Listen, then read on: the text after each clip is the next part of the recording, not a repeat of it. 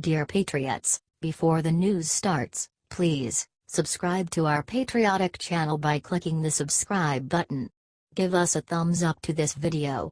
Don't forget to leave your opinion below in the comments section. Share the news on Facebook and Twitter so you friends see it. Thank you.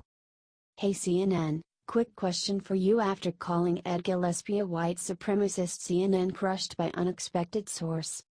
CNN contributor and Hillary Clinton ex-spokesman Brian Fallon made an outrageous claim against Virginia nominee for governor Ed Gillespie.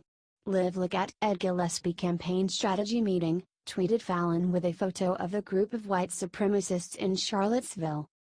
That isn't merely a reach. It's practically libel. Gillespie has repeatedly and passionately condemned white supremacists and other creatures that have crawled out from under the alt-right rock, the Times-Dispatch continued. Linking him to them requires the following absurd logic: 1. Donald Trump said some stupid things about Charlottesville. 2. Trump is a Republican. 3. Gillespie is a Republican. 4. Therefore, Gillespie supports racial hate, writes a Richmond editorial. CNN has recently released an ad talking about how they are all about the facts. They displayed a picture of an apple, claiming that an apple is an apple no matter how many times you call it a banana. It explained that you can't just call an apple a banana and make that be truth, because facts matter. If only they listened to their own advice. Even BuzzFeed made fun of CNN for this. Hey CNN, quick question for you, wrote BuzzFeed. They then mocked the commercial with a knock-knock joke. The best came from the NRA. This is a lemon. Some people might try to tell you that it's a journalist, that it's not biased, that it retains journalistic integrity after baselessly accusing our president of inciting civil war. Yeah, some people might try to tell you that this is a journalist. They might even scream journalist, journalist, journalist over and over again. They might put journalist in all caps. But this is a lemon. Its network colluded with a Democratic presidential candidate. Its colleague gave debate questions to Hillary Clinton. Don't be fooled. This is not a journalist. This is a lemon. A bitter lemon, they wrote.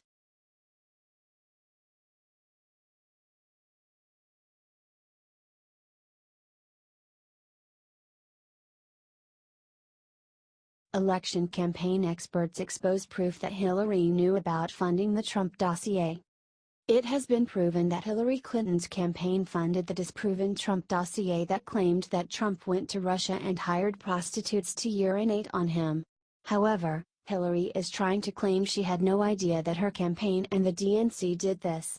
Two election campaign experts at the New York Post proved with pretty good evidence that Hillary Clinton is lying.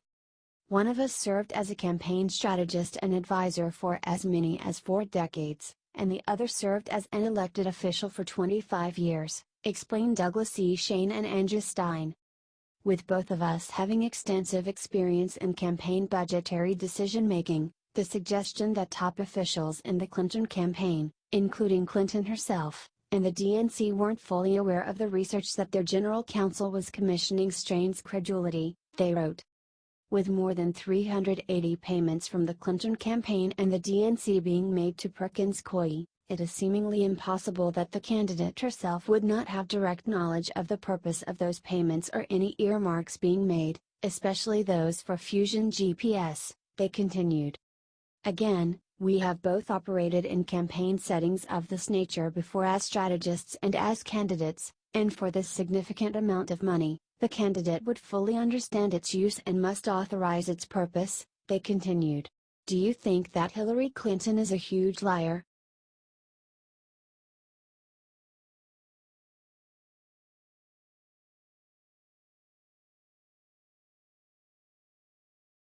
Chris Wallace exposes truth about Trump and the Uranium One deal that no Democrat wants to admit. For months, Democrats have been accusing President Trump of colluding with the Russians with very little evidence.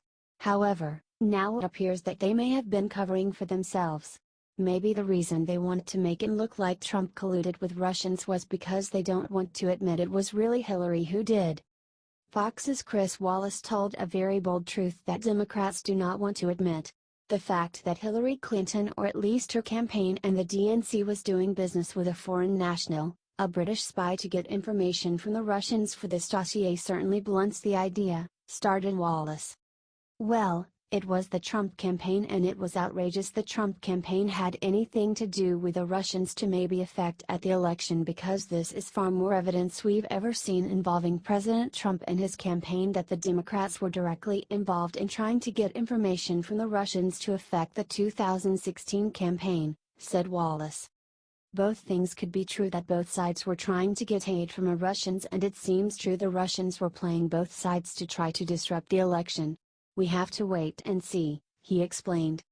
But there is more evidence at this point of Democratic collusion with the Russians than there is a Republican collusion with the Russians, he said.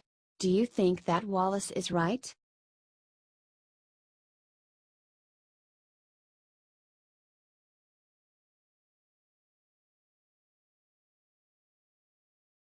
Fetish patriotism. Bill Maher mocks people who respect the police and national anthem. Bill Maher went on a huge rant against people who support our police and our national anthem. He called it fetish patriotism. He also called Fox News the axis of evil. Someone must tell me why the people who wrap themselves in the flag are always the ones most clueless about what it represents. Like the way Trump turned a respectful protest about police brutality into a patriotism pissing match.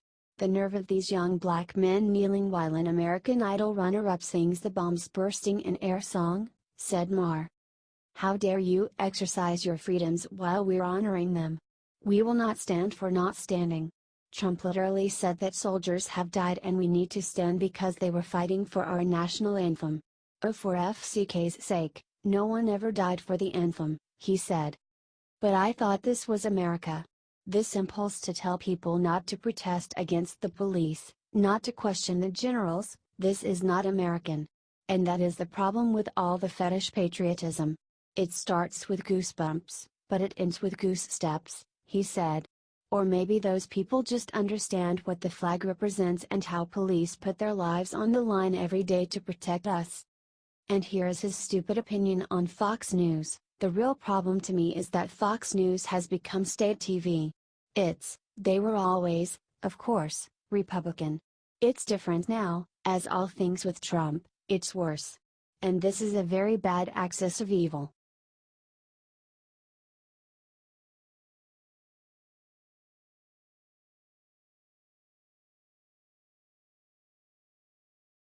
Acosta accuses Trump of mentioning Hillary's Uranium One deal as a distraction. Sanders crushes him. It is becoming more and more clear that Hillary was so intent on accusing Trump of colluding with Russia because she was the one who really colluded with Russia.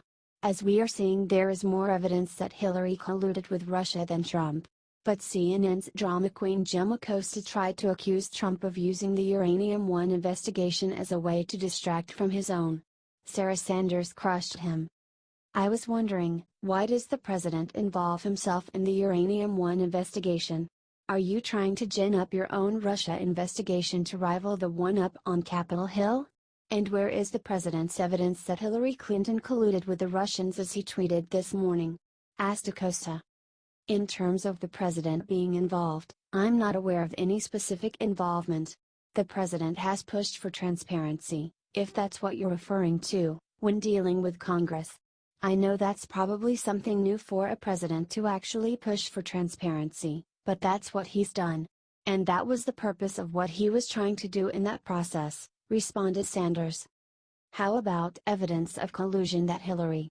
Sarah, no, the president made a charge that Hillary Clinton colluded with the Russians, said Acosta. I think I've addressed that pretty thoroughly, she responded. Check out the video below.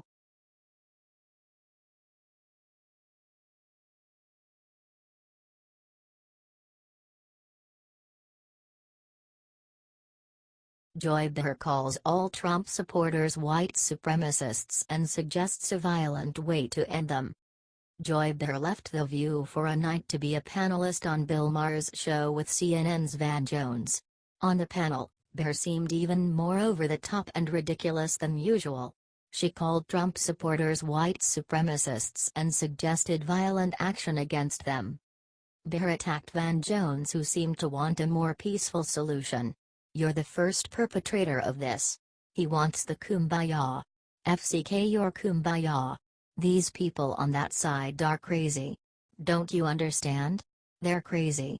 You don't deal with white supremacists. I'm done talking to him, I'm talking to you, said Behr. When they go low we should go lower, said Behr. Jones defended himself.